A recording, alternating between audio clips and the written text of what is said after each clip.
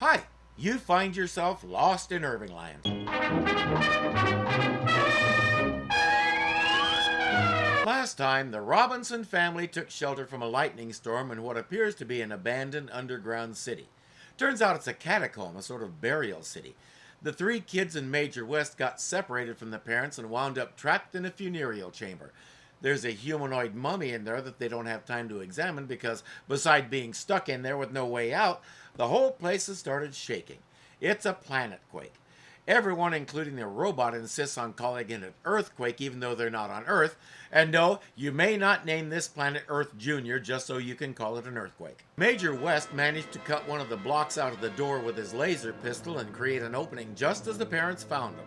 Everybody, including Debbie, who was the cause of all this in the first place, hightails it to the chariot and they escape. In an odd coincidence, the lightning storm has passed too. Back at the ship, Smith is doing fine. He asked the robot for orbital data on the planet. Results contradictory. Contradictory? You're not supposed to come up with contradictory conclusions. You're a robot. Where's your pride?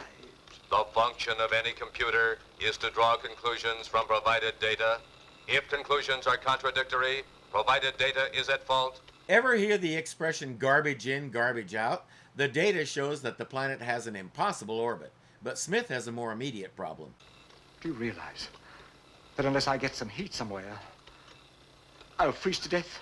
You mean exactly like Dr. Robinson said you would? Who'd have thunk he'd be right about a thing like that? In precisely 1 hour, 12 minutes, and 58 seconds. Isn't the robot a stimulating conversationalist? The chariot is continuing south.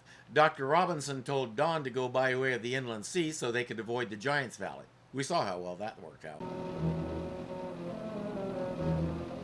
Well, it's a sea of solid ice. Are we going to try and cross it tonight? We've got no choice. Do you think it's thick enough to hold us? Oh, yeah. With cold like this, I'll be surprised if it's less than 20 feet thick. Smith, meanwhile, has gone a little stir-crazy. He has nothing but the robot to talk to, and the cold is getting worse. The robot can warm some objects up with its electrical zapper thing, but it can't exactly do that to Smith without certain undesirable results. His only consolation is the Robinsons surely must either be frozen or eaten by now. I have located chariot. Hopelessly wrecked somewhere, no doubt? Chariot is in motion. What a pity. Too bad, he was already planning a beautiful memorial service. What are you doing? I told you to stop. Deactivate.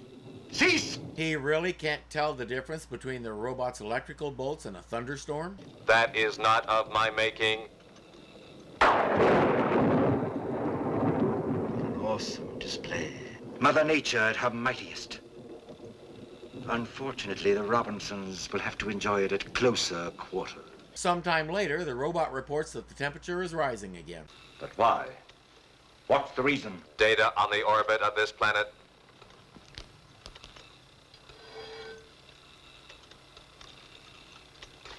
It's the same data it gave him before, but this time it warrants a closer look. My dear friend, somewhere in your busy little memory cells is a command I once gave you. Eliminate all unnecessary personnel at the earliest opportunity. Precisely. Well, you can forget those orders now. This little scrap of information makes them totally useless. The Robinson family is crossing the frozen sea without incident except for a planetary tremor here and there and the weirdness of the rising temperature. Smith is still trying to convince himself that he's fine without them. Of course that tiresome family will be wiped out. Well, good riddance. Aren't you going to offer any comments at all? Say something. Outside temperature plus 30 degrees Fahrenheit and rising. Just think, you'll spend the rest of your life all alone here with nothing but that for conversation. Well, it can do other things like play chess. What's the use? You'd beat me in 3 moves. Maybe you could pass the time having the robot teach you how to play better chess. And besides, didn't you program it for chess? So it shouldn't be able to beat you. It should play just as badly as you do. There's another minor quake, and he's had enough. Jupiter 2 calling. Jupiter 2 calling. Chariot, do you read me? Smith, What's the matter with the radio? we're getting some sort of cosmic interference. Smith, this is Major West. What do you want? I can't hear you. Well, we're getting a lot of cosmic interference. Get to the point, Smith. Like a good scientist, Dr. Smith sets the data out carefully and in order. You must return to the spaceship at once. This cosmic interference is just the first signs of... Now, why should we turn back? So you can get another crack at us with that robot of yours? Or do you want to save your own miserable neck? On the contrary, I'm attempting to save your miserable necks. Turn back at once before it's too late. You're in terrible danger. You've got to believe me. Tell them something useful, Smith. You're babbling. Smith, this is Robinson. Now, why on earth should we believe you? May I remind you, my dear sir, that we are no longer on Earth. Oh, that's very clever. And unless you turn around and come back now, you won't survive another hour. Like everyone else who's ever been in this kind of situation in a TV show, he can't spit it out and keeps yammering incoherently. They hang up on him just as that cosmic interference kills the radio signal. As the Robinsons stop for the night, Smith gets an idea. You know, I've got a feeling this stuff's got a message for us. If we could only read it. What is it? In technical terms, it's called a stick. Well, it's just a piece of vegetation. We found lots of this frozen solid in the ground. Well, it looks as though it's been charred. It has. It's been both burned and frozen. The question is how. Look! Matter of life and death. Now, what's that doing here? I don't know. Matter of life and death.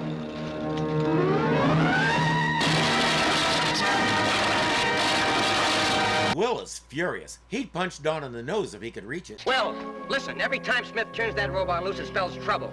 Now, why should this time be any different? You could have waited, Don. We always had our lasers. I think I know what Don did with that stick. Will examines the robot and realizes it was bringing them a message. Now he's really angry at West. Dr. Robinson works all night and manages to extract the message. Here's this planet. This is its sun. Now, the orbit of this planet is nothing like the Earth's orbit. It's a flat ellipse.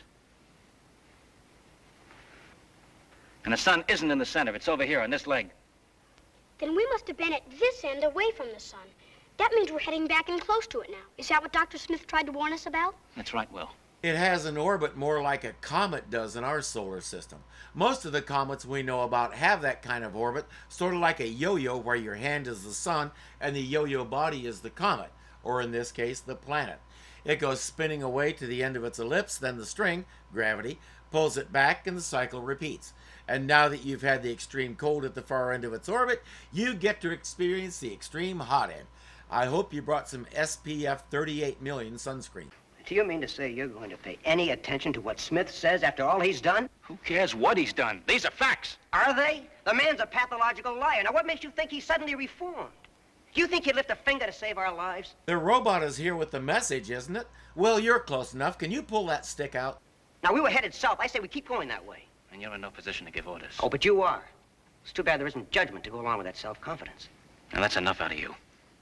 Whether you like it or not, I'm going to try to save your life, along with the others. We get that shelter rigged now. John confides to his wife that he's upset with himself for going off like that. He's feeling some chinks in his mental armor and it bothers him. What about Major West? Can I help? Oh, hi. Who gave me a start? You gave me something of a start yourself, back there.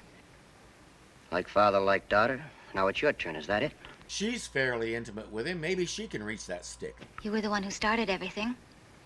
Can't you ever conceive of your father being wrong?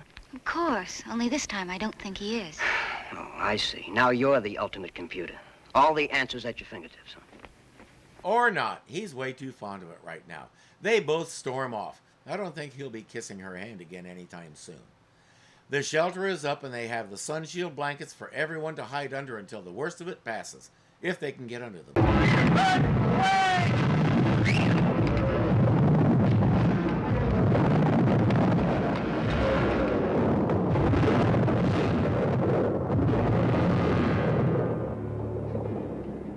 had kept going south, we wouldn't have had any... Just help me get that shield up.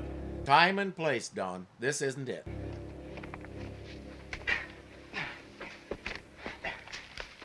And for your information, we'd have felt that quake no matter how far we'd gone. Those faults went all through this area. Don't bother convincing me. I'm not a geologist, I'm a pilot. Well, I am a geologist. That's funny because back in the cave when Will insisted it was just a geological oddity, he said to ask Don about it as though he's the geology expert. Why would he say that? It's not a big deal, but pointing out picky little things like that is part of my job. Nobody noticed that the children's legs weren't covered until it was too late.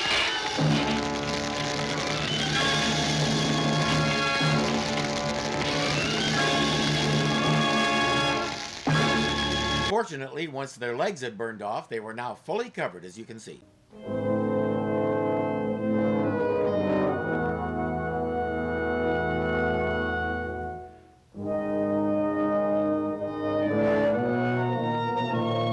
Not too bad. A little duct tape here and there, and it should be good for at least one more pass, don't you think? They get everything packed up. Major West is dismantling the robot so he can pack it away securely for the trip across the inland sea. They're heading back to the ship. All right, go ahead. But I want to get back before dark, so hurry. Well, we can't leave right away. No, I want to break the solar batteries down and realign them. How long will that take? 2 hours, maybe more. No dice. We've got to get out of here. Another order? Well, you can take that any way you like. All right. But I won't guarantee we get there. Maybe this time listen to your pilot, John. He may have some attitude about the robot and Dr. Smith, but he knows the mechanics of that thing, and you know he doesn't say something like that lightly. The inland sea is calm and the chariot is amphibious. They begin the long, uneventful trip across it.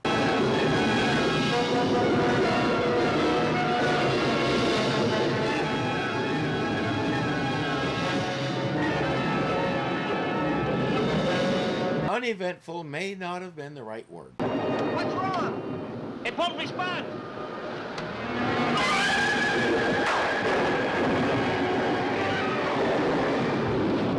We're not getting any power.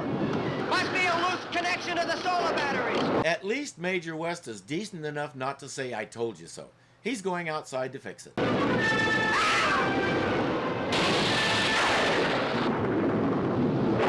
I said fix it, not go body surfing. Start back in here and close the hatch. Don! Don!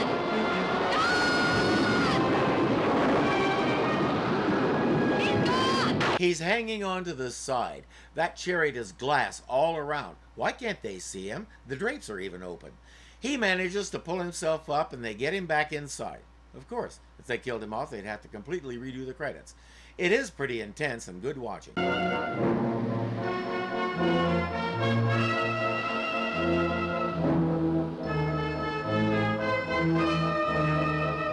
And of course, he was able to restore power. This side of the sea is now loaded with tropical vegetation and the way is clear back to the ship. But before we continued, it seemed only right, after having survived the incredible dangers of the past few days, that we stop and give thanks.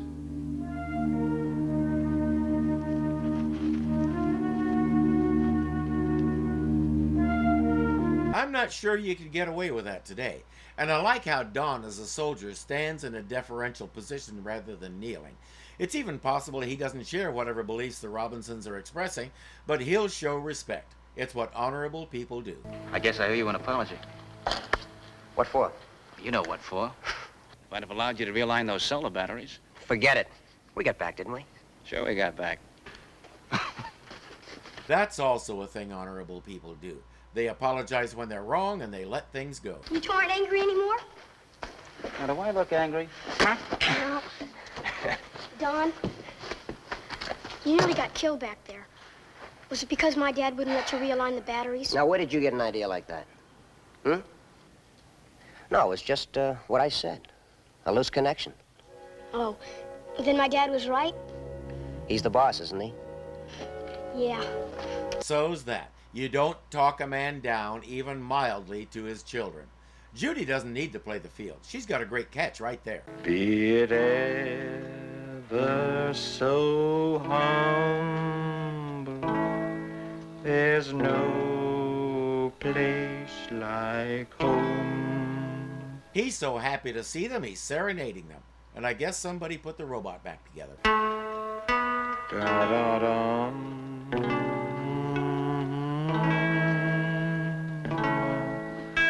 Da-dee, da-dum, dum. He should have baked a cake instead, and it sounds like the planet agrees. Will is trying to raise something on the radio, which is not a good idea during a lightning storm. Oh, when it's tuned this high, you could very easily bring one of those lightning bolts crashing down on us. Abnormally high wavelengths coupled with the electrical storm produce a homing signal. Homing signal?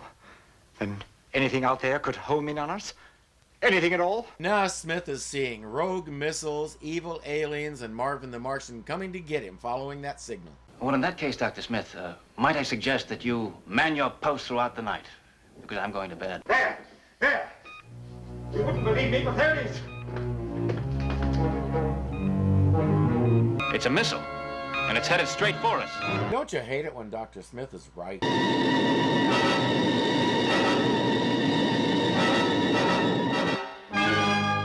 It's a giant shuttlecock and it's headed straight for us. Quick, we need to convert the ship into a racket. We learned a lot about Major Don West this episode. We were also left wondering how living creatures like Debbie and the Giant survive this constant cycle of intense heat and cold. But we're not thinking about questions like that right now. We're trying to remember the rules of badminton. And I, for one, am not having much luck. I won't pull any punches. There is a lot of padding in these first 5 episodes. If we cut out 2/3 of it, each episode would fit into a half-hour time slot. But next time we'll learn why we have all that padding and get a little glimpse of what might have been. I'll see you next time you find yourself lost in Irvingland.